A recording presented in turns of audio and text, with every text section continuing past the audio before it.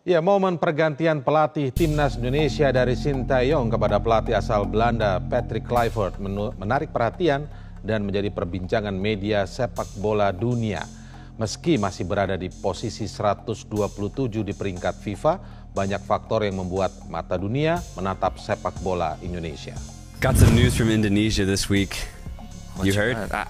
I heard things. I received messages. Yeah. I haven't looked into it. I haven't fully invested myself in it. Let's make it official. What happened? Earlier this week, South Korean coach Shin Tae-yong of Indonesia was fired. Fired? Fired. Oh, wow. I didn't know that part. Yeah, he's gone. He's gone. He's gone, and in his replacement, they get Kluivert, a Dutch legend who was very good at Ajax, and had a career at Barcelona as well during his prime. Yeah. Great player. Hasn't had a lot of good coaching opportunities, but he is now the head coach of the Indonesia national football team. I think it represents kind of a shift that Indonesia's trying to make. They're like trying to become Netherlands 2.0, man. Yeah. Interesting. But in my honest thoughts, terrible move. Terrible. Shin Tae-yong gave everything to Indonesia football team. Everything. Not only that, he really understood the tactical identity of every single player. He's been with his team for years. He's seen out the best Indonesian record that we've ever seen. They are in prime position to qualify for the World Cup. Pak Erik ini mencari profil yang kira-kira siapa ya yang dihargai oleh para pemain kita. Maka ketemulah yang namanya Patrick Kluivert. Patrick Kluivert ini kan kita tahu umur 18 tahun sudah jadi pemain seniornya Ajax loh. Jangan anggap enteng loh. Kalau sampai orang nggak tahu siapa Patrick Kluivert, kacau kita. Dia punya apa ya? Bayangin dia main di Ajax 3 tahun, main di AC Milan, main di Barcelona. Bayangin di Barcelona 257 pertandingan dia, 122 gol dia ciptakan. Wah, bayangkan hebatnya pemain kita ini. Dan lebih hebat lagi apa? Di timnas dia bertanding sebanyak 79 kali, golnya 40. Artinya apa? Setiap main 2 kali dia ngegolin. Dan dia rekor pemain timnas Belanda sebelum kemarin oleh Van Persie dipecahkan.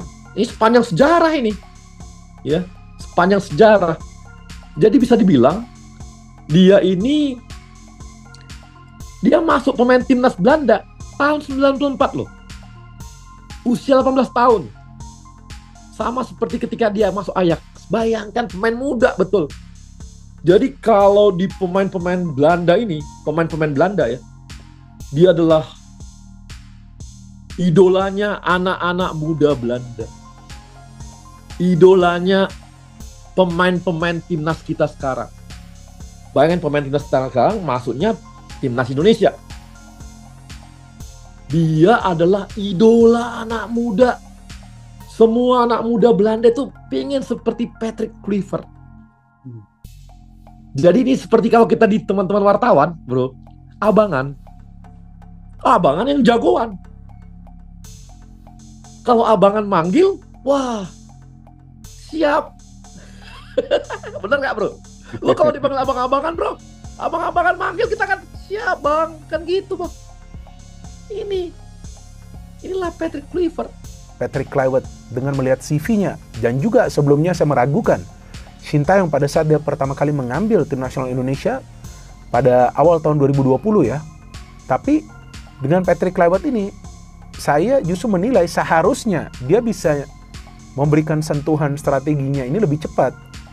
Ya, karena sekarang tim ini sudah kebentuk, bukan seperti pada saat Sintayong mengambil alih timnas Indonesia. Pada saat itu kan masih minus, lagi berantakan. Tapi walaupun saya meragukan Patrick Kluivert, tapi saya melihat seharusnya jika dia bisa menerapkan strategi yang tepat dengan bantuan 2 asistennya, ya seharusnya bisa tune in dengan cepat para pemain. Karena ini tim sudah kebentuk. Dia tinggal melanjuti apa yang sebelumnya dilakukan oleh pelatih. Sebelumnya Shin Tae-yong, dan dia juga mengatakan bahwa ya Shin Tae-yong memang telah melakukan tugasnya dengan baik. Artinya kan gak ada masalah. Iya, ini pelatih keluar masuknya gak ada masalah. Walaupun ya saya yakin di antara teman-teman banyak yang kecewa.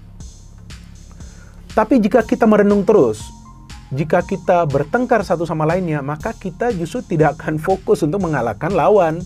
Ya lawannya adalah tim-tim yang akan dihadapi sekarang di 4 pertandingan tersisa. Dan saya harapkan Patrick Kluivert ini tegas juga. Jangan lembek kepada para pemain. Harus tegas, harus membuat pilihannya secara tegas. Jadi pemain yang harus mengikuti pelatih, jangan pelatih yang mengikuti pemain nanti. Nah ini juga salah satu faktor yang harus dia pahami. Dan kemudian dia juga harus siap dengan pressure yang akan dia dapat dari supporter. Dan juga tentunya harapan dan mimpi kita agar dia memberikan hasil. Dan saya yakin lah dia juga tahu bahwa dia dikontrak untuk memberikan hasil, bukan untuk lagi menjalankan proses. Saya yakin dia sudah tahu, bahkan di salah satu interview dia juga sudah mengatakan bahwa ambisi dia adalah untuk membawa Indonesia ke Piala Dunia tahun 2026. Artinya bukan untuk hanya coba untuk mendapatkan pengalaman, enggak. Jadi dia juga bawa misi, dan ya saya pikir dia berani juga sih menerima tantangan ini, karena ini adalah tantangan yang berat bagi dia. Waktu kalah lawan Jepang, Ketua Umum marah di ruang ganti, bilangnya apakah kalian masih percaya proyek ini? Itu Piala Dunia, bos. Saya tangkap begitu. Artinya dalam sudut pandang saya sebagai pengamat, at all cost akan diambil. Karena momentum itu nggak pernah datang 2 kali. Secara di atas kertas, PSSI mungkin menulis 30 deh. Kita rasanya pantas ngomong Piala Dunia. Tapi dalam perjalanannya kok ada opportunity itu yang dianggap momentum oleh supporter. Tapi saya mau supporter belajar dewasa, gitu loh. Dewasa dalam menilai segala sesuatu. Dewasa, supporter, dan medsos. Yes. Oke. Tapi salah satu pendewasaan supporter itu juga dan medsos tadi. Dari komentar-komentar seperti Bung Toel juga. Iya, iya. Salah satu pendewasaan. Maksudnya gimana? Komentar ayam goreng atau apa? Ya, kita nggak tahu. Emang nggak ada pelatih Belanda lain? Emang PSSI kurang duit? Bla bla bla, kita berandai-andai. Karena sekarang yang dibandingkan oleh netizen adalah STY diganti Kluivert. Dari sisi pengalaman jelas bagus STY. Jadi gue paham. Tapi gue nggak nyinyir karena gue pengen tahu apa di belakang ini. Sampai gue berandai-andai, jangan-jangan PSSI ini mau Van Gaal.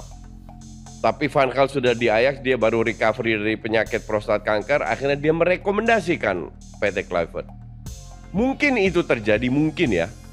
Tapi ternyata setelah 2 hari announcement dari Patrick Kluivert, baru kelihatan apa yang diinginkan oleh Eric Thoyer, yaitu penunjukan Alex Pastoor dan Danny Lansard. Oke. Alex Pastoor ini, karena gue sudah 25 tahun tinggal di Indonesia, jadi gue cek juga di media, gue ngomong dengan beberapa temen gue yang di sana, termasuk partnernya Tom Hai, Neil. Yang podcast itu? Yang podcast itu. Neil kasih masukan, dan gue nonton beberapa program ESPN di mana Marciano Fink ada 4 orang, 3 non pemain bola, hanya Marciano Fink. Marciano Fink bilang, harusnya yang jadi pelatih ini Alex Pastoor. Tapi dia paham kenapa Patrick Kluivert yang ditunjuk. Kenapa? Dia bilang ini PR strategi. Oke? Jadi Indonesia ini bukan negara besar di dunia sepak bola. Kita itu rank 127. Kalau kita lihat progres di bawah STY luar biasa, menang 50 poin, itu harus di-appreciate, ya kan? Tapi still di dunia kita masih rank 127. Jadi gue paham kalau banyak pelatih yang nggak mau datang, nggak dapat kredit kan. Kluivert mau. Jadi Marciano Fink bilang, Indonesia ini butuh sosok nama besar.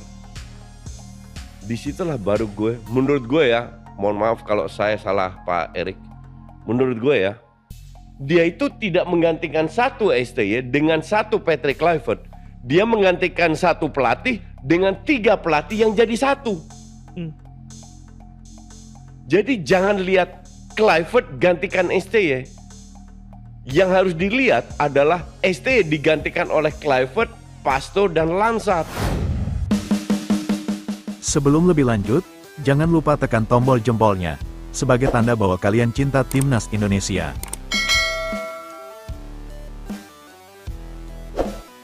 Timnas Indonesia terus menjadi sorotan dunia. Sejumlah media luar negeri terus-menerus mengabarkan mengenai proyek naturalisasi PSSI, pergantian pelatih, hingga target lolos ke Piala Dunia 2026. Bahkan, situasi pemecatan Sintayong dan digantikan Patrick Kluivert dinilai sama seperti yang terjadi di Tottenham Hotspur pada era Jose Mourinho. Diketahui, PSSI telah memutuskan untuk memecat Sintayong dan menunjuk Patrick Kluivert sebagai sosok pengganti. Pemecatan Sintayong yang terkesan tiba-tiba menimbulkan banyak pertanyaan di kalangan penggemar. Terlebih skuad Garuda masih berada di jalur yang tepat untuk mewujudkan mimpi lolos ke Piala Dunia 2026. Kemenangan heroik atas tim raksasa Arab Saudi di kandang sendiri jelas merupakan puncak performa tim. Hasil itu menempatkan Indonesia di posisi ketiga klasemen grup C dengan 6 poin dari 6 laga. Merah Putih hanya terpaut 1 poin dari Australia di posisi kedua, tempat terakhir untuk tiket otomatis. Di sisi lain, penampilan buruk Indonesia di ASEAN Cup 2024 tidak banyak menyurutkan optimisme para penggemar. Pasalnya, Indonesia tampil di turnamen tersebut dengan membawa skuad yang relatif lebih lemah. Namun, Indonesia justru akan memainkan 4 pertandingan tersisa di putaran ketiga dengan pelatih baru. Sosok itu adalah Kluivert, yang karir bermainnya yang gemilang dibayangi catatan buruknya sebagai pelatih. Masalah latar belakang dinilai memainkan peran utama di balik keputusan mengejutkan untuk memecat Sintayong. Benturan kultur Asia dan Eropa menjadi masalah ketika karakter Sintayong dinilai tidak cocok dengan para pemain keturunan. Terlepas dari itu, pemecatan Sintayong mengejutkan banyak penggemar mengingat kontribusinya terhadap kebangkitan Indonesia. Namun, bukan hanya pecinta sepak bola tanah air yang terkejut dengan keputusan PSSI tersebut. Baru-baru ini, media asal Australia The Roar juga menuliskan keterkejutannya atas pemecatan Sintayong. The Roar bahkan membandingkan situasi ini dengan kasus yang menimpa Jose Mourinho di Tottenham Hotspur. Pada tanggal 19 April tahun 2021, Mourinho dipecat oleh Tottenham Hotspur setelah 17 bulan bertugas di klub tersebut. Menariknya, The Special One dipecat hanya beberapa hari sebelum laga final Piala Liga Inggris melawan Manchester City. Ini menandai pertama kalinya Mourinho meninggalkan sebuah klub tanpa memenangi trofi sejak 2002. Pelatih asal Portugal itu pernah berkata, "Saya harap para penggemar Tottenham tidak salah paham. Tetapi satu-satunya klub dalam karir saya yang masih belum begitu saya sukai adalah Tottenham. Mungkin karena stadionnya kosong saat Covid. Mungkin karena Daniel Levy tidak membiarkan saya memenangi final dan trofi," tambahnya. Dengan kasus yang menimpa Sintayong saat ini, The Roar mengibaratkan Timnas Indonesia sebagai Tottenham versi negara. Jika Tottenham Hotspur memiliki negara, Indonesia adalah jawabannya, tulis The Roar dalam artikelnya. Sulit untuk memahami apa yang terjadi pada Garuda. Tim ini tampil luar biasa di fase ini, putaran ketiga. Namun, mereka akan memainkan 4 pertandingan tersisa di bawah pelatih baru, tambahnya. Duel melawan Australia di Sydney pada tanggal 20 Maret mendatang akan menandai debut Kluivert bersama Indonesia. Timnas senior asuhan Patrick Kluivert akan melanjutkan perjuangan di putaran ketiga kualifikasi Piala Dunia 2026 zona Asia. Adapun pertandingan tersebut digelar pada 2025 nanti. Laga terdekat adalah bertandang ke Sydney untuk melawan Australia.